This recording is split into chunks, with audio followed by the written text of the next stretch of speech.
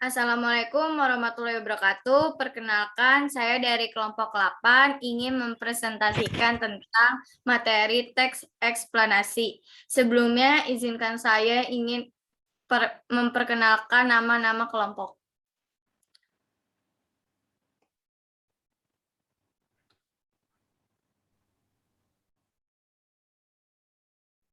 Perkenalkan, nama saya Salma Asari Agustin, absen 36.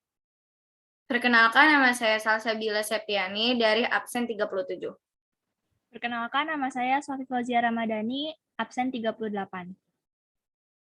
Perkenalkan, nama saya Syaihu Ilham, absen 39. Saya Zabran Dewa Rahman Iseldin, absen 40.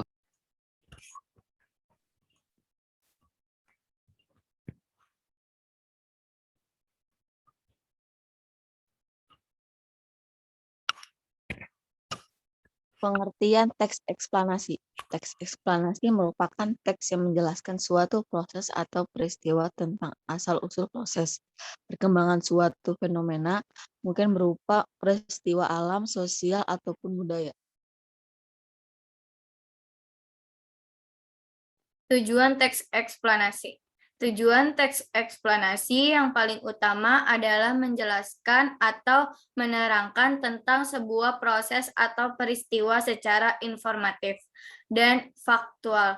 Teks eksplanasi menggunakan banyak fakta dan pertanyaan yang memiliki hubungan sebab dan akibat atau bersifat kausalitas.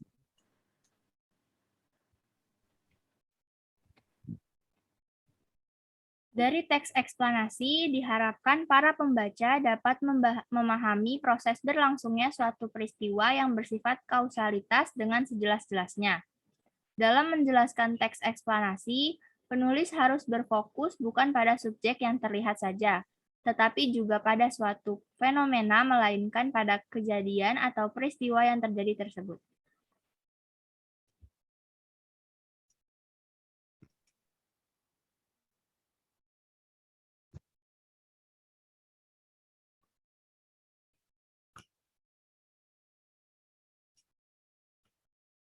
Struktur teks eksplanasi. Secara umum, struktur atau bagian-bagian teks eksplanasi terdiri atas pernyataan umum, sebab akibat, urutan sebab akibat, interpretasi atau penyimpulan. Pernyataan umum berisi pernyataan tentang suatu topik yang akan dijelaskan, proses keberadaannya, proses terjadinya, atau proses terbentuknya dalam suatu teks. Urutan sebab akibat berisikan tentang penjelasan proses keberadaan atau proses terjadinya yang disajikan secara urut atau bertahap dan terperinci dari yang paling awal hingga yang paling akhir. Interpretasi berisi tentang kesimpulan atau pernyataan tentang topik atau proses yang dijelaskan.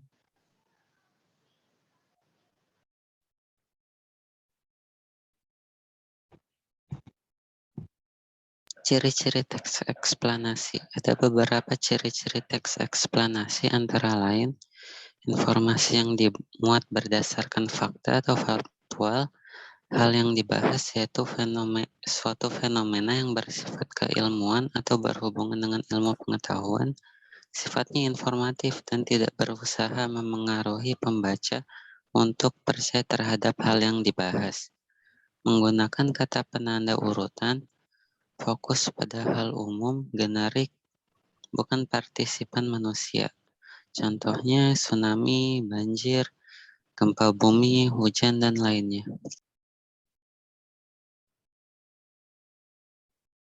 Kaidah kebahasaan. Terdapat 4 kaidah yang harus ada di dalam teks eksplanasi, yaitu 1. Menggunakan konjungsi waktu. Konjungsi waktu adalah konjungsi yang menghubungkan waktu terjadinya suatu peristiwa. Contoh, ketika, lalu, dan kemudian. 2. Menggunakan konjungsi kausalitas.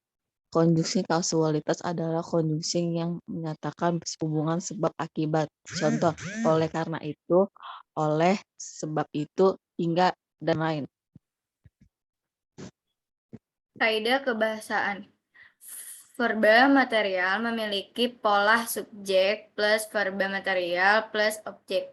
Contoh, kakak memasak sayur. Kakak di sini berperan sebagai subjek. Memasak berperan sebagai verba material karena melakukan aktivitas fisik. Dan sayur berperan sebagai objek. Ini adalah pola terdapat dalam verba material. 4. Verba relasional. Verba rasional yaitu perubahan yang menghubungkan antara subjek dan pelengkap. Berbeda dengan verba material, jika verba material itu menyatakan perbuatan fisik, tetapi verba rasional itu yang menghubungkan antara objek dan pelengkap.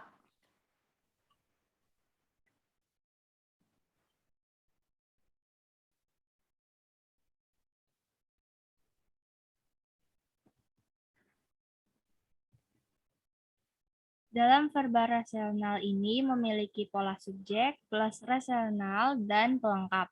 Contoh, Galih adalah anak perempuan Pak Ilham. Galih di sini berperan sebagai subjek, adalah itu verba rasional yang menghubungkan antara subjek dan pelengkap, dan anak perempuan Pak Ilham itu sebagai pelengkap.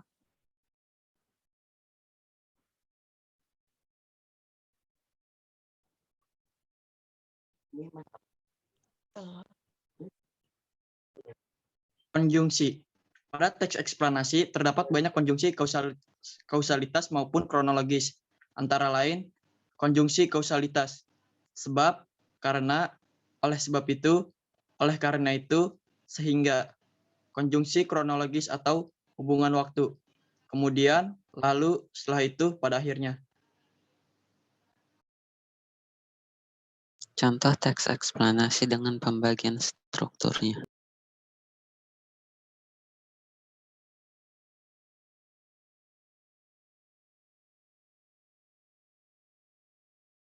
Gempa bumi. Pernyataan umum.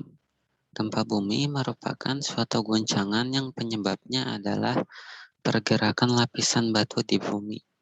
Getaran tersebut asalnya adalah dari dasar bumi. Dan terdapat daerah atau kawasan tertentu yang rentan mengalami gempa bumi. Daerah yang dimaksud adalah beberapa daerah Gunung Merapi aktif dan daerah-daerah sekitar lautan luas.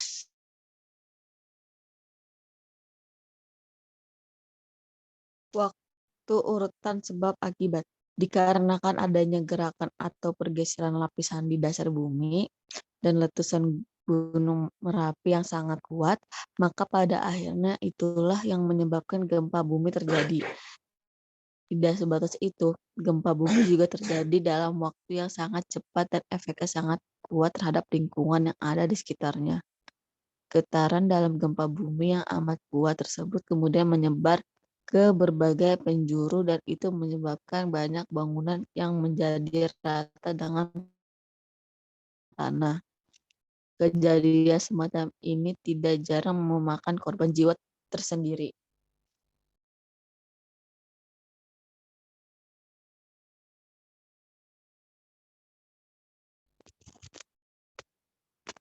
Urutan sebab akibat. Gempa bumi sendiri terbagi menjadi dua bentuk. Pertama adalah gempa vulkanik dan kedua adalah gempa tektonik. Sebab dari gempa vulkanik adalah meletusnya gunung berapi dengan ukuran besar dibandingkan dengan gempa tektonik. Gempa vulkanik ini memang jarang terjadi, sedangkan yang menyebabkan terjadinya gempa tektonik adalah lapisan kerak bumi yang lunak sehingga menyebabkan bumi mengalami pergerakan atau pergeseran. Masih di urutan sebab akibat, berdasarkan pada teori tectonic plate, ada beberapa lapisan buatan yang ada di bumi ini.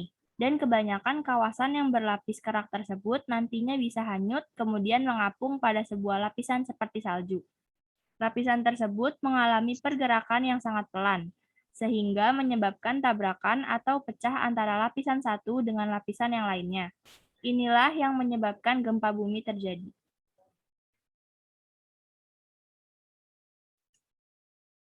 Interpretasi. Gempa bumi bisa terjadi dengan tidak mengenal musim. Kapan saja ia mungkin terjadi. Meski demikian, gempa kerap terjadi di kawasan tertentu saja. Misalnya pada perbatasan Plat Pasifik. Karena sebagian besar dari area tersebut dikelilingi oleh gunung berapi. Oleh karena itu, tempat tersebut dikenal dengan istilah lingkaran api.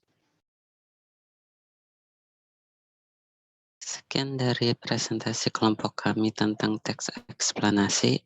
Apabila ada kesalahan ataupun kekurangan, kami mohon maaf. Wassalamualaikum warahmatullahi wabarakatuh. Waalaikumsalam warahmatullahi wabarakatuh.